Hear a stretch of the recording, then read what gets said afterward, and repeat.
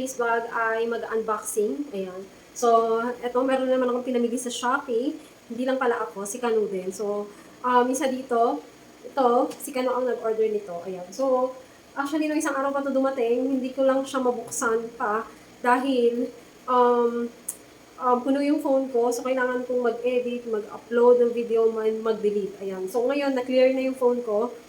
And eto na, so na-film ko na siya ngayon. Actually, 2 days na nag-aantay yung Shopee sa sa ratings ko. So hindi ko pa ino-order receive gawa nga ng hindi ko pa siya nabubuksan kasi ganito yan guys, kapag nag-order ka sa Shopee, kailangan ang tawag nun? Kailangan kapag natanggap mo na siya, i-click mo yung order receive kasi kapag hindi mo yung clinic, yung bayad, yung payment para sa seller, hindi yun ipapasok ni Shopee. So mag-aantay yun ng order receive mo na na-receive mo yung item. So dahil nga sorry naman sa mga seller dahil nga nag-unboxing tayo, so content creator, so sayang naman kung hindi ko siya i-video, di ba? So kailangan meron tayong video for the proof of evidence din na ito yung natanggap nating items, di ba? So mahalaga yon, kailangan i-video nyo yung mga items na nare-receive nyo para just in case na may kulang or may damage, meron kayong proof sa seller na ito yung items na na-receive nyo, di ba? So para may chances na palitan nila or i-refund nila, yung mga ganon. So ito na nga yun. Ang haba ng intro, di ba? So ito na nga yun. So i-unbox ko to sa inyo guys. So i-share ko din yung, hindi na ako magbibigay ng link kasi basta, ayoko magbigay ng link, ilalagay ko yung picture dyan. Usually yun naman talaga yung ginagawa ko. Nag-ano ako ng picture, tapos i-type nyo lang yung pangalan ng shop sa Shopee nyo. Madali lang naman yun, di ba? So i-type nyo na lang yung name ng shop, tapos hanapin nyo na lang yung items doon. Ganun lang yun. So yun. So usually kasi, lalo na sa Facebook page ko, nagtatanong sila kung anong link. Hindi ako nagbibigay ng link. Although mas madali yun, pero hindi ako nagbibigay ng link. Name na lang ng shop, i-search nyo na lang. And hindi po ako nagtitinda. Ayan. So, content creator lang po ako. Lahat ng mga in-order ko sa Shopee ay ina-upload ko dito sa vlog ko para ma-share ko din sa inyo just in case naghahanap din kayo ng ganitong items, 'di ba? Para sharing is caring, 'di ba? Sabi nila. So, yun na nga. So, ito, unahin ko ito. Pasensya na sa background ko, may umuubo dahil si Kano ay may sakit po. Yes po, may ubo-sipon siya. Actually, pang 3 days na ngayon. And, ayun, so, actually, umiinom siya ng gamot. So, first day pa lang ng kanyang sipon, binilhan ko na siya ng gamot. And, ngayon, medyo pa okay na yung sipon niya. Nagda-dry na. And, ubo na lang. And, yun.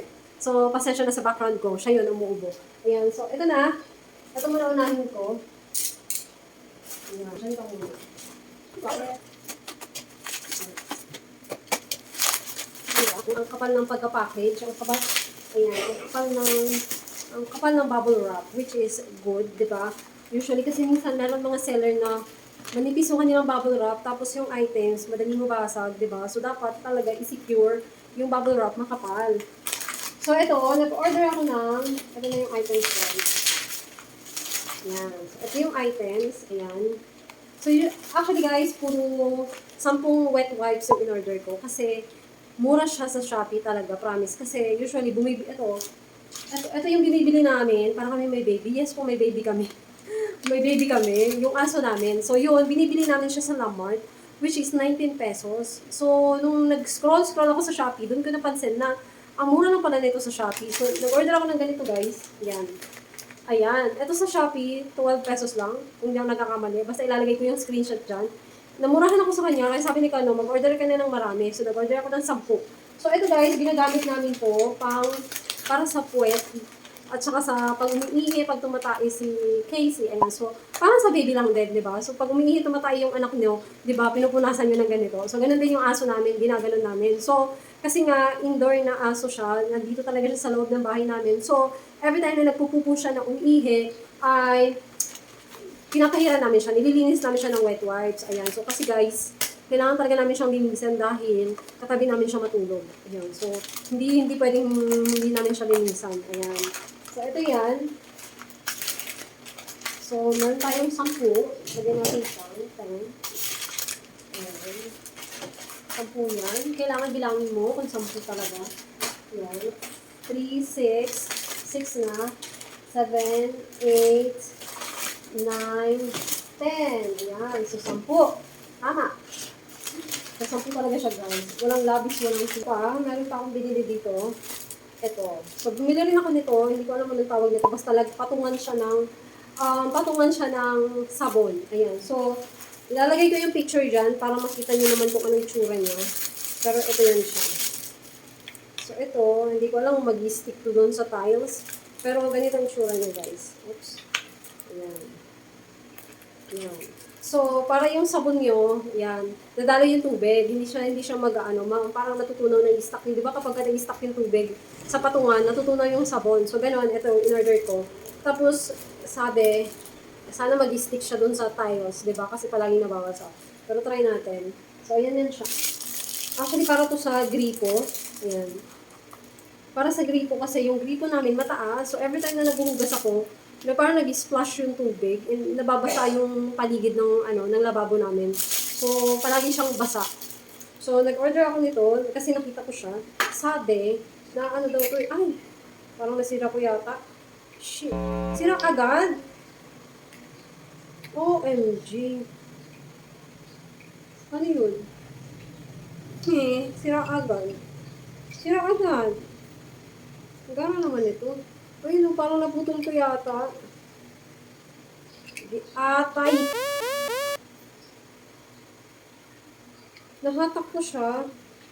Sira agad yata, hindi ko alam. Kasi yun, nakita ko dun sa picture, para siyang nalalakihan.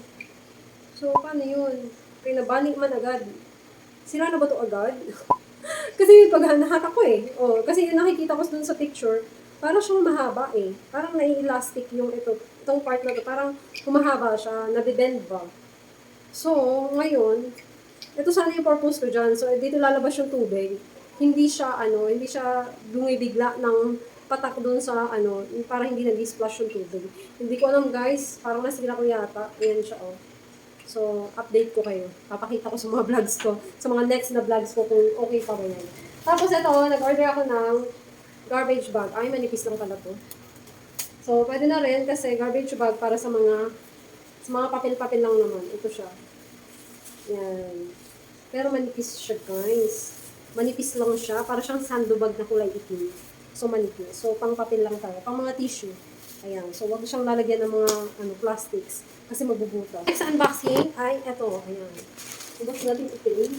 So, may nakalagay dyan na handle with care. Ayan. So, ibig sabihin, may ganyan yan para ingatan kasi pwede siyang ma-damage. Pwede siyang ma-damage. Masira, mabutas, mabasag. So, yan siya. Nalala niyo yung nag-order ako ng nung maliit solar light na 45 watts. Hindi na kontento si Kanu doon. Hindi siya satisfied. Hindi siya satisfied kasi guys, mahina yung kanyang ilaw. So, hindi siya pwede dun sa labas namin. So, nag-order ulit si Kanu nito. Mas malaki na. So, bali yun ay bibigay na lang yun sa nanay ko. Sige siya. Nakikita natin dyan ay remote control. Ayan, so, meron siyang remote control. Pwede mo siyang iset sa 3 hours lang. Pwede mong iset sa 5 hours. And pwede mo rin iset for 8 hours. Ayan. So, meron dyan on and off and merong automatic. Ayan. So, syempre may libreng battery. Ayan May kasama siyang battery, tapos merong mga tornilyo ba to? Kasi kung sakaling ilalagay mo siya sa mga pader o sa poste, ay pwede mo siyang i-attach dun sa poste. Ayan, may mga tornilyo. Meron siyang paganyan. And eto na nga siya. Malaki-laki na talaga siya, guys. Ang nakalagay dyan ay 100 watts. Ayan. Ayan, ganyan. Sana tumagal siya, no? Ayan, ito yan.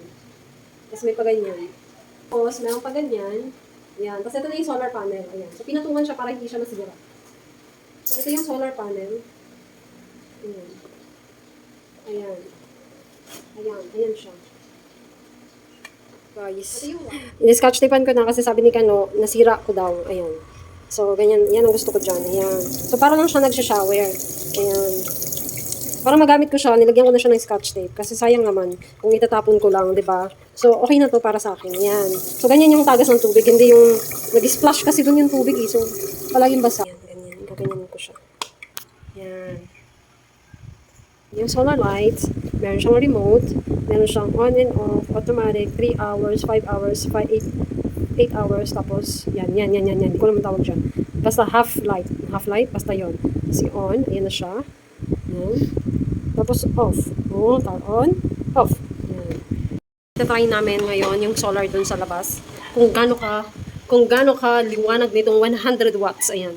It's here, it's here. Ayan. So, kailangan pala, naka-face, gagamitin mo yung remote, dapat nakaharap dun sa ilaw para gumana. So, yun. Ayan. Ooh. Malakas, yes. Strong. So, we're gonna put it in the middle. Huh? Go right there.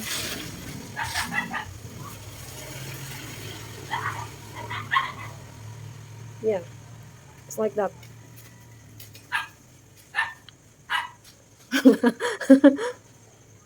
Yeah, we're gonna put it right here. So, not bad. It's fine. It's good. Okay?